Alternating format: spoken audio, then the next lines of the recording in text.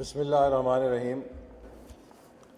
جناب محترم ڈاکٹر انیس صاحب، vice chancellor Riphah university, vice chancellor Swabi university, national alliance for safe food اور دیگر اسپانسرز، اساتذہ کرام اور عزیز طلباء و طالبات، سب سے پہلے تو میں national alliance for safe food کو مبارکباد دوں گا کہ انہوں نے ایک اتنا اچھا کامیاب ایکیڈیمیا انڈسٹری کا یہ ایونٹ منعقد کیا ہے، جس کا تعلق ایک بہت اہم موضوع کے ساتھ ہے۔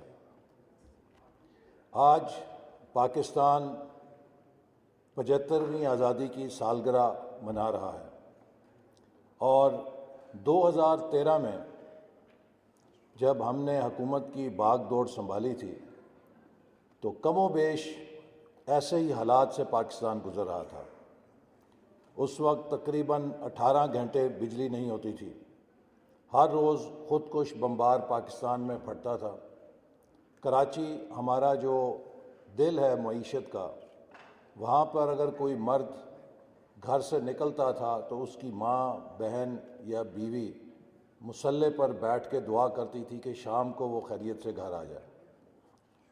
لیکن اللہ تعالیٰ پہ بھروسہ رکھ کے جب ہم نے وہ سفر شروع کیا تو 3-4 سال کے اندر الحمدللہ دہشت گردی نے بھی شکست کھائی، اور وہ ملک کے جس میں 67 سالوں میں 18,000 میگا واٹ بجلی کے منصوبے لگے تھے، میں پھر دہراتا ہوں، 67 سالوں میں 18,000 میگا واٹ بجلی کے منصوبے لگے تھے، وہاں 4 سالوں میں 11,000 میگا واٹ کے نئے منصوبے لگے، اور ہم نے لوڈ شیڈنگ کو شکست دی۔ اسی طرح پورے ملک میں سی پیک کے نتیجے میں اربوں ڈالر کی سرمایہ کاری ہوئی، اور وہ ملک جسے 2013 میں دنیا کہتی تھی کہ یہ دہشت گردوں کی ہماج گاہ ہے، 2017-18 میں اسے پوری دنیا کہتی تھی کہ یہ چینی اربوں ڈالر کی سرمایہ کاری کی ہماج گاہ بن گیا ہے۔ اور اس کے نتیجے میں جب میں 2018 تک وزیر تھا پلاننگ کا، تو یہ عالم تھا کہ امریکہ، یورپ، جاپان، برطانیہ، مشرق وسطیٰ، ہر ملک کا سفیر مجھ سے آ کے یہ تقاضا کرتا تھا کہ ہمیں یہ بتائیے کہ ہمارے ملک کی کمپنیاں سی پیک کے تحت پاکستان میں کہاں سرمایہ کاری کر سکتی ہیں، ہم سی پیک کے تحت پاکستان میں کہاں داخل ہو سکتے ہیں اور کس طرح اشتراک کر سکتے ہیں۔ ہر غیر ملکی وفد، ہر غیر ملکی سفیر کی زبان پر یہ تقاضا ہوتا تھا کہ ہمیں بھی سی پیک کی چھتری کے نیچے پاکستان میں سرمایہ کاری کی جگہ مل جائے۔ 2013 میں پاکستان کا ترقیاتی بجٹ 340 ارب روپے تھا، اور 2018 میں جب ہم نے حکومت چھوڑی تو وہ 1,000 ارب تک بڑھ چکا تھا، تقریباً 3% اضافہ ہوا تھا۔ اور یہ 3% اضافہ اس لیے ہوا تھا کہ پاکستان کی ٹیکس کلیکشن جو ہے وہ 2,000 ارب سے بڑھ کے 4,000 ارب ہو چکی تھی۔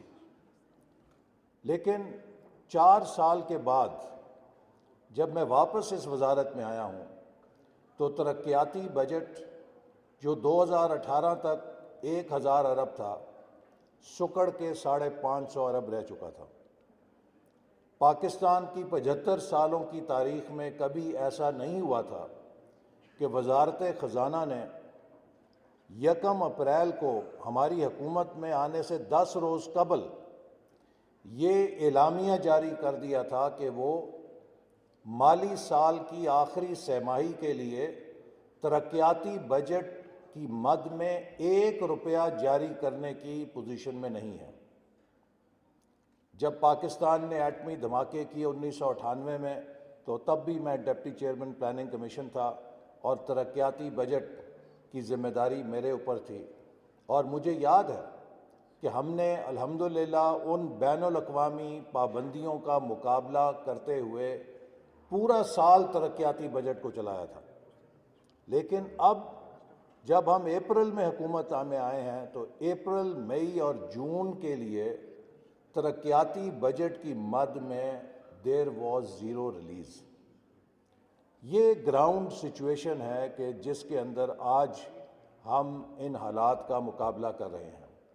2018 میں میری کیفیت یہ ہوتی تھی کہ ہم ہر روز یہ سوچتے تھے کہ کون سا نیا منصوبہ شروع کرنا ہے، اور آج روزانہ ہم اپنا دن یوں شروع کرتے ہیں کہ آج کون سا منصوبہ بند کرنا ہے یا آہستہ کرنا ہے، چونکہ اس کے لیے وسائل کم دستیاب ہیں۔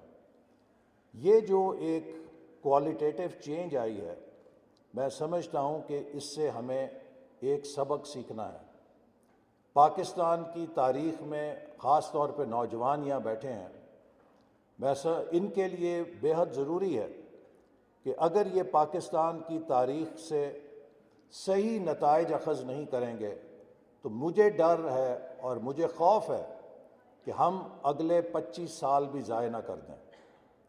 1997 میں ہم نے ویژن 2010 سے سفر شروع کیا۔ جب میں پہلی دفعہ حکومت میں آیا، پاکستان 50ویں سالگرہ کی تقریبات منا رہا تھا، اور یہ خواب تھا کہ ہم 2010 تک پاکستان کو ایک اپر انکم، مڈل انکم کنٹری بنا لیں، لیکن اس خواب کو مارشل اللہ نے چکنا چور کر دیا اور 2 سال کے بعد اٹھا کے ویژن 2010 کو کھڑکی سے باہر پھینک دیا۔ اور اس کے بعد ہم ایک امریکہ کی افغانستان کی جنگ میں گھس گئے اور اس کے جو نتائج بھگتنا پڑے، اور آج تک ہم بھگت رہے ہیں۔ ابھی آپ نے بنوں میں بھی دیکھا کیا کچھ ہوا، تو ہم ابھی تک وہ نتائج بھگت رہے ہیں۔ پھر 2013 میں ہم نے ویژن 2025 بنایا اور یہ گول سیٹ کیا کہ پاکستان کو 2025 تک ٹاپ 25 اکانومیز میں لے آئیں گے، اور بہت سے لوگوں نے ہمارا مذاق اڑایا کہ آپ شیخ چلی کے خواب ہمیں بیچ رہے ہیں۔ لیکن 4 سالوں کے بعد 2017 میں پرائس واٹر ہاؤس کوپرز، جو دنیا کی ٹاپ کنسلٹنگ فرم ہے، اس نے جب دنیا کی درجہ بندی مستقبل کی جاری کی تو اس میں یہ پروجیکشن کی کہ اگر پاکستان اس ٹریجیکٹری پہ اور اسی رفتار سے بڑھتا رہا تو 2030 تک یہ ٹاپ 20 اکانومیز میں پہنچ جائے گا۔ یہ ہمارے اس گول کی ویلیڈیشن تھی کہ by 2025 we will be in the top 25 economies, because they were projecting us to be in the top 20 by 2030, which meant کہ by 2030 Pakistan would have gone or entered G20 club۔ 21ویں صدی ایک معاشی صدی ہے۔ اس میں آج دنیا ایک دوسرے کے ساتھ معیشت کے اوپر مقابلہ کر رہی ہے۔ آج پولیٹیکل سسٹمز کا مقابلہ نہیں ہے کہ کس کے ہاں بادشاہت ہے، کس کی ون پارٹی سٹیٹ ہے، کس کی ڈیموکریسی ہے۔ یہ ان کا داخلی معاملہ ہے کہ اس ملک کو چلانے کے لیے اس ملک کو کیا سیاسی نظام اچھا لگتا ہے۔ لیکن بین الاقوامی جو گروپنگ ہے وہ معاشی بنیادوں کے اوپر ہے کہ کس ملک کی کتنی فی کس آمدنی ہے۔ اس کی بنیاد پہ آپ G7 میں جاتے ہیں، اس کی بنیاد پہ آپ G20 میں جاتے ہیں، اور اس کی بنیاد پہ ہم G77 جو دنیا کے ترقی پذیر ممالک کا کلب ہے اس کے ممبر ہیں۔ تو اگر ہم نے G77 سے G20 میں جانا ہے اور خود کو اپ لفٹ کرنا ہے تو ہمیں نہایت تیز رفتاری کے ساتھ معاشی میدان کے اندر ترقی کرنی ہے، اور معاشی میدان میں اگر ترقی کرنی ہے تو 75 سال ہمیں یہ بتاتے ہیں کہ ہمارے پاس نہ ٹیلنٹ کی کمی تھی، نہ ہمارے پاس پالیسیز کی کمی تھی، نہ ہماری انتظامی صلاحیت میں کوئی کمی تھی۔ ہم ہندوستان اور بنگلہ دیش سے کسی چیز میں پیچھے نہیں تھے۔ اگر کمی تھی تو ایک چیز کی تھی کہ ہمارے ہاں پولیٹیکل سٹیبلٹی اور کنٹینیوٹی آف پالیسیز نہیں رہی۔ آج 75 سالوں کا نچوڑ یہ ہے کہ پاکستان بہترین دماغ رکھنے کے باوجود، بہترین انتظامی صلاحیت رکھنے کے باوجود، بہترین پالیسیاں بنانے کے باوجود اس لیے اپنی منزل سے پیچھے رہ گیا کہ ہمیں استحکام اور تسلسل حاصل نہیں رہا۔ آپ اگر دنیا کا بہترین بیج لے کر آئیں، گندم ابھی بیجی گئی ہے، آپ بہترین بیج زمین کے اندر لگا دیں، لیکن اس بیج کو لگانے کے بعد اگر آپ کھیت میں ہل چلانے سے باز نہیں آئیں گے تو وہ بیج کچھ نہیں بگاڑ سکے گا، وہ بیج بیج ہی رہے گا۔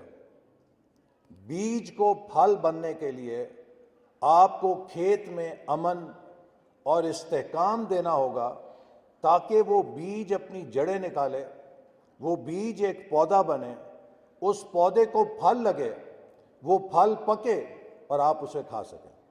لیکن اگر آپ اس عمل کو پورا نہیں ہونے دیں گے تو پھر آپ جتنی بہترین پالیسیاں بنائیں گے ان سب کے نتائج لا حاصل رہیں گے۔ اور پالیسیز جو ہیں وہ کم از کم 10 سال کا تسلسل چاہتی ہیں۔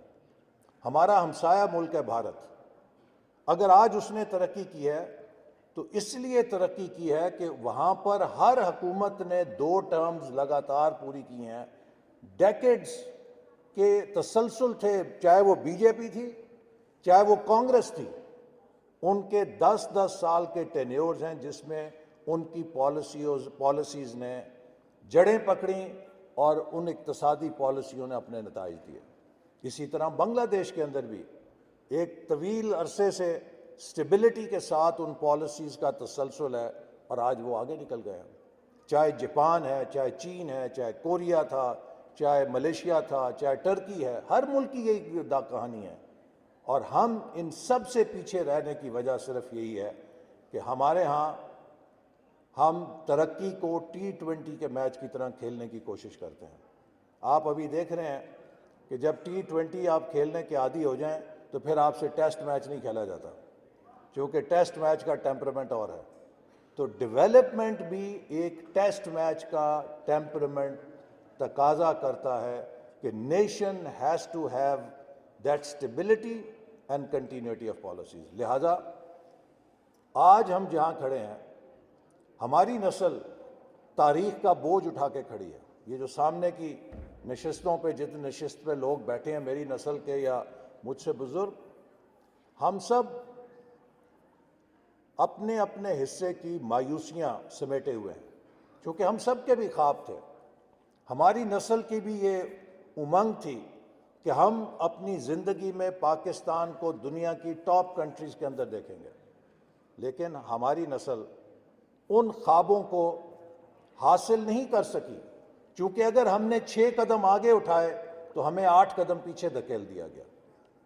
اب آپ کی نسل کے لیے جو نوجوان ہیں، بڑا چیلنج یہ ہے کہ کیا 2047 میں جب پاکستان 100 سال کی تقریبات انشاءاللہ منائے گا تو جب آپ میں سے کوئی میری جگہ کھڑے ہو کے مخاطب ہوگا تو کیا وہ بھی یہ کہہ رہا ہوگا کہ ہماری نسل بھی کچھ مایوسیوں کا سامان لے کر کھڑی ہے، یا وہ یہاں پر پراؤڈلی کھڑا ہو کر کہے گا کہ finally we did it and we made it and now Pakistan is what Pakistan ought to be۔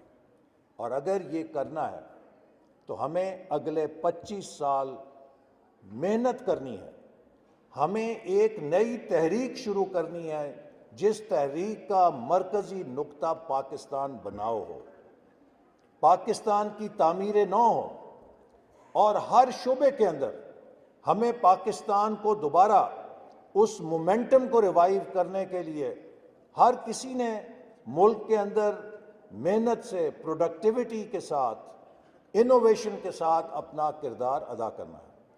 اور ہماری ترقی کا بنیادی انحصار ایک بات کے اوپر ہے، اور جو میں انڈسٹری کو میسج دینا چاہتا ہوں، یونیورسٹیز کو میسج دینا چاہتا ہوں، کہ ہماری ناکامی کی ایک بڑی وجہ یہ بھی تھی کہ ہم 75 سالوں میں پاکستان کو ایک ایکسپورٹ لیڈ گروتھ ماڈل میں نہیں ڈال سکے۔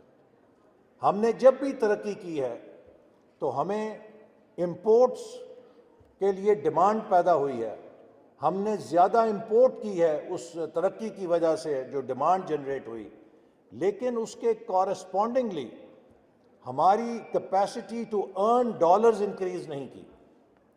ہم ڈالرز کنزیوم کرنے والے تو بنے تھرو امپورٹس، لیکن ہم ڈالر ریونیو ارن کرنے کی صلاحیت پیدا نہیں کر سکے۔ نتیجتاً ہر 5-10 سال کے بعد ہمارے ہاں بیلنس آف پیمنٹ کا کرائسس ہو جاتا ہے، تجارتی خسارہ ہو جاتا ہے، اور اسے پر کرنے کے لیے ہمیں ایمرجنسی بریکس لگا کے امپورٹس کو کٹ کرنا پڑتا ہے، جس سے پھر گروتھ کا سارا سائیکل اور اکانومی کا انجن ہالٹ ہو جاتا ہے۔ جس قسم کے آج ہم دور سے دوبارہ گزر رہے ہیں کہ we are controlling outflow of dollars, چونکہ ہمارے پاس اتنے زر مبادلہ کے ذخائر نہیں کہ ہم اس نیڈ کو میٹ کر سکیں جو کہ ڈالرز کی اس وقت مانگ موجود ہے، اور ہم اب ڈیمانڈ مینجمنٹ کر رہے ہیں ڈالرز کی، تاکہ ملک کو ہم کسی بحرانی کیفیت سے روک سکیں۔ تو اس کا حل کیا ہے؟ اس کا حل صرف یہ ہے کہ ہم کتنی جلدی 32 ارب ڈالر کی ایکسپورٹ کو 100 بلین ڈالر کی ایکسپورٹ بناتے ہیں۔ کیا 5 سے 7 سال میں پہنچ جائیں گے یا 10 سے 15 سال میں پہنچیں گے؟ لہٰذا پاکستان کی یونیورسٹیز کا، پاکستان کی انڈسٹری کا، پاکستان کے جو ریسرچرز ہیں، ان سب کا فرض ہے کہ وہ انڈسٹری کے ساتھ مل کے پاکستان کو ایک سٹرونگ روبسٹ ایکسپورٹ سیکٹر بنانے کی مدد کریں۔ ہماری فارما انڈسٹری میں اتنا پوٹینشیل ہے کہ وہ بلینز آف ڈالرز کی ایکسپورٹ کر سکتی ہے۔ ضرورت اس بات کی ہے کہ فارما انڈسٹری خود کو آرگنائز کرے، اور حکومت کی طرف سے جو بھی سپورٹ ہوگی ہم ضرور دیں گے۔ ہمارے ہمسایہ ملک کی مثال آپ کے سامنے ہے، کس طرح انہوں نے اپنی فارما انڈسٹری کے ذریعے پوری دنیا کے اندر پینیٹریشن کی ہے، تو ہماری فارما انڈسٹری کیوں نہیں کر سکتی؟ اسی طرح ٹورزم سیکٹر جو ہے، اس کی بھی جو پوٹینشل ہے وہ ابھی ہم نے 2% بھی ریئلائز نہیں کیا۔ اربوں ڈالر کا ٹورزم پاکستان ریونیو حاصل کر سکتا ہے ٹورزم سیکٹر سے، جس کے لیے ضرورت ہے کہ ہمارے ملک کے اندر پرائیویٹ سیکٹر نئی ڈیسٹینیشنز میں سرمایہ کاری کرے، ان کو ڈیولپ کرے، اور ہمارے جو ناردرن ایریاز ہیں، ہمارے جو کوسٹل ایریاز ہیں، ان کے اندر کوسٹل ٹورزم کے ریزورٹس بن سکتے ہیں۔ ہمارے ملک کے اندر ریلیجس ٹورزم کا پوٹینشیل ہے، ہر قسم کا پوٹینشیل ہے، اس کو بھی ہم نے آج تک ریئلائز نہیں کیا۔ ڈیری انڈسٹری، پاکستان دنیا کا چوتھا یا 5واں سب سے زیادہ دودھ پیدا کرنے والا ملک ہے۔ ایگریکلچر سیکٹر میں اگر آپ 10 ٹاپ کراپس پکڑیں پاکستان کی، تو ہر کراپ میں ہم دنیا کی ٹاپ 10 پروڈیوسنگ کنٹریز میں آتے ہیں۔ لیکن اگر آپ ہر کراپ کا اور ڈیری انڈسٹری کی پروڈکٹیوٹی دیکھیں کہ ییلڈ پر ایکڑ کیا ہے یا ییلڈ پر اینیمل کیا ہے، تو وی کم ان دا باٹم اور دا lowest yield countries in the world. So there is a tremendous potential ہماری یونیورسٹیز کے لیے، ہمارے سائنٹسٹ کے لیے، کہ وہ ہمارے ایگریکلچر کی پروڈکشن کو 300 ٹائمز انکریز کر سکتے ہیں with productivity gains, with innovation، اور اس کے لیے ہمیں محنت کرنی ہوگی، اور ہمارے لیے بہت گنجائش ہے، اور اسی کے لیے ہم انشاءاللہ سپورٹ بھی کریں گے۔ ہم نے ٹرن اراؤنڈ پاکستان کانفرنس کی تھی، اور اس میں یہ کہا سب کو، انڈسٹری کو کہا کہ آج جہاں پر پاکستان ہمیں ملا ہے، جیسے میں نے آپ سے کہا کہ پاکستان کے پاس ترقیاتی بجٹ نہیں ہے، وہ اتنا سکڑ چکا ہے 4 سالوں میں کہ ہم اسے کوئی بڑا کارنامہ نہیں کر سکتے۔ پاکستان کی اپرچونٹی صرف اور صرف پرائیویٹ سیکٹر انویسٹمنٹ میں ہے۔ حکومت کا آج اتنا کام ہے، اور ہماری حکومت کی یہ کوشش ہے، وزیر اعظم شہباز شریف صاحب کی بھی، کہ ہم پرائیویٹ سیکٹر کو انیبل کریں، اس کے راستے سے روڑے اور رکاوٹیں ختم کریں، اور پرائیویٹ انٹرپرائز کو انلیش کریں. This is the only opportunity that we have right now.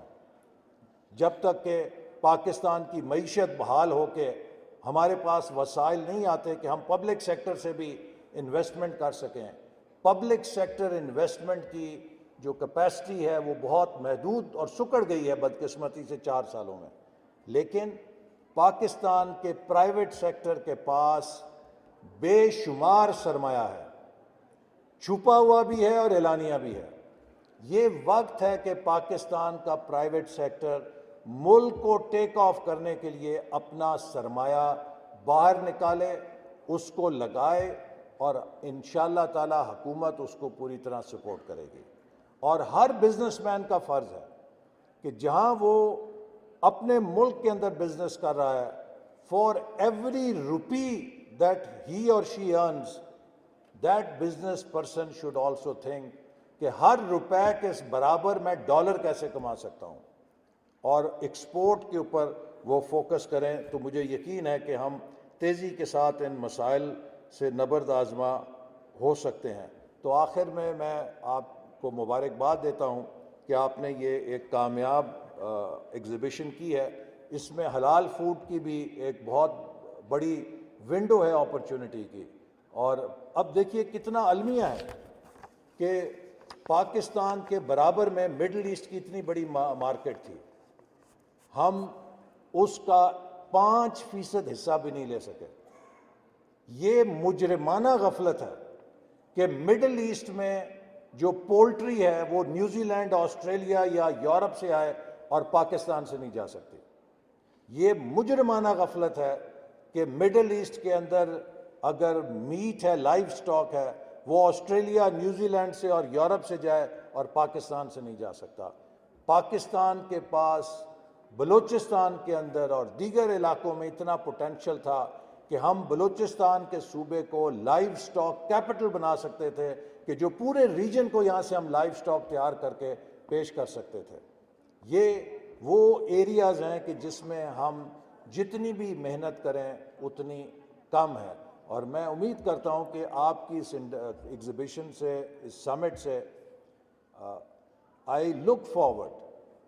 Give me your practical suggestions, and I assure you on behalf of the government that we will implement them. چونکہ اس وقت ہمیں تقریروں کی ضرورت نہیں ہے، ہمیں عمل کی ضرورت ہے. اور ایک امریکن پروفیسر تھا، اس نے ریسرچ کی تھی کہ جو بیمار سسٹم ہوتا ہے یا بیمار آرگنائزیشن ہوتی ہے، اس کو ایک بیماری ہوتی ہے جسے کہتے ہیں نوئنگ ڈوئنگ گیپ. اس کے اندر علم ہوتا ہے لیکن اس علم کو استعمال کرنے کی صلاحیت نہیں ہوتی.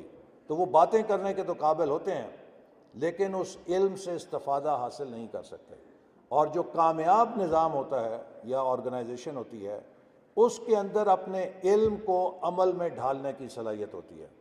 آج ہماری بہت ساری کمزوریوں کی بنیادی وجہ یہ ہے کہ ہمارے اندر ایک بہت بڑا نوئنگ ڈوئنگ گیپ پیدا ہو گیا ہے، اور اس گیپ کو ہمیں ختم کرنے کی ضرورت ہے. We have to have an action اور we have to have a bias for action. اور اس عمل کے لیے ہم انشاءاللہ حاضر ہیں. اینڈ میں I would also like to say a word because I see many youth here. دیکھیے، دنیا کے اندر جو نظام ہیں، اللہ تعالیٰ نے جو نظام بنائے ہیں، ان کی کامیابی کا ایک اصول ہارمنی ہے. یہ کائنات جو چل رہی ہے، یہ اس لیے چل رہی ہے کہ اس کے اندر گیلیکسیز ہیں، اس کے اندر بلیک ہولز ہیں، اس کے اندر سولر سسٹمز بھی ہیں، سیارے بھی ہیں، ان کے گرد چاند بھی گھوم رہے ہیں. یہ سب پشز اینڈ پلز کی فورسز ہیں جو پوری کائنات کے اندر اس وقت سرگرم عمل ہیں. لیکن ان تمام نظاموں کے درمیان ایک ہارمنی کا رشتہ ہے، کیونکہ اگر یہ ہارمنی نہ ہو تو یہ کائنات ایک سیلف ڈسٹرکٹیو پاتھ کے اوپر چل پڑے گی. اسی طرح ہماری باڈی کے اندر مختلف سیلز ہیں، اور یہ سیلز ایک تناسب میں اور ایک ہارمنی میں کام کر رہے ہیں.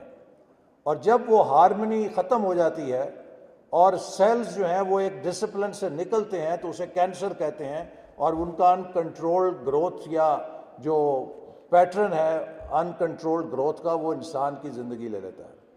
اسی طرح معاشروں کے اندر بھی ترقی آتی ہے ہارمنی سے، امن سے اور استحکام سے۔ جمہوریت جو ہے وہ پلورلزم کا نام ہے۔ پلورلزم اس بات کا نام ہے کہ آپ کی رائے میں اختلاف ہو سکتا ہے لیکن آپ کی حیثیت میں اختلاف نہیں ہو سکتا۔ You don't have to be same in order to be equal. And if you are not same, it does not mean that we are not equal Pakistanis. We can have our own ideas. We can have our own opinions. But anyone who holds different opinion is also equally honest, patriotic Pakistani like I am or anyone else is. آج بدقسمتی سے جس قسم کی polarisation society میں پھیلائی جا رہی ہے، کوئی بھی سوسائٹی جو پولرائز ہو جاتی ہے، جو کانفلکٹ کا شکار ہو جاتی ہے، جس میں کلیکٹیو کمپٹنس ختم ہو جاتی ہے، کولیبریٹو کمپٹنس ختم ہو جاتی ہے، وہ سوسائٹی آگے نہیں بڑھ سکتی۔ معاشرے آگے بڑھتے ہیں، قومیں آگے بڑھتی ہیں آپس میں پازیٹیو سینرجی کے ساتھ، کہ ان کے اندر ایک دوسرے کے ساتھ کولیبریٹ کرنے کی صلاحیت ہوتی ہے، اور اگر ان کو آپس میں تقسیم کر دیا جائے، ان کے اندر نفرت کے بیج دماغوں میں بو دیے جائیں، تو پھر وہ معاشروں کو دشمن کی ضرورت نہیں ہوتی۔ میں اس لیے یہ بات کر رہا ہوں کہ میرا یہ پرسنل مشن ہے۔ میرے جسم کے اندر وہ گولی موجود ہے جو ایک نوجوان نے نفرت کے اوپر چلا کے میری جان 4 سال پہلے لینے کی کوشش کی تھی، اور یہ اللہ تعالیٰ کا فضل ہے اور شکر ہے کہ آج میں آپ کے سامنے کھڑا ہو کے یہ باتیں کر رہا ہوں۔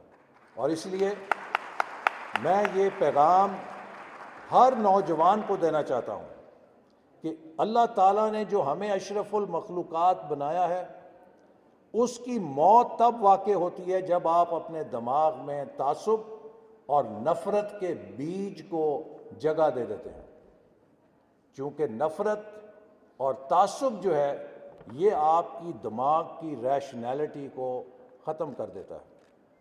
پھر آپ دنیا کو اسی رنگ میں دیکھنا شروع کر دیتے ہیں جس رنگ کا تعصب آپ کے دماغ میں بھر دیا جاتا ہے۔ لہٰذا ہمیشہ یاد رکھیں کہ ہم سب کی ریالٹی ہم سب کے تجربوں سے نکلتی ہے، اور ضروری نہیں ہے کہ ہم سب کا مشاہدہ اور ہم سب کی ریالٹی ایک ہو، اور اکثر اوقات جو ریالٹی ہے وہ ہم سب کے تجربوں کا مجموعہ ہوتی ہے۔ جیسے کہ 4 نابینا اور ہاتھی کی کہانی ہے کہ 4 نابیناؤں کو کہا گیا کہ ہاتھی کو چھو اور بتاؤ وہ کیسا جانور ہے۔ ایک نے اس کی ٹانگ کو چھوا، کہا یہ ستون ہے۔ دوسرے نے اس کے پیٹ کو چھوا، اس نے کہا یہ تو ایک چٹان کی مانند جانور ہے۔ تیسرے نے اس کے کان کو چھوا، اس نے کہا تم دونوں جھوٹے ہو، وہ تو بڑا نرم و گداز سا جانور ہے۔ اور چوتھے نے اس کی سونڈ کو پکڑا، اس نے کہا تم تینوں ہی جھوٹے ہو، وہ تو ایک سانپ کی طرح کا جانور ہے۔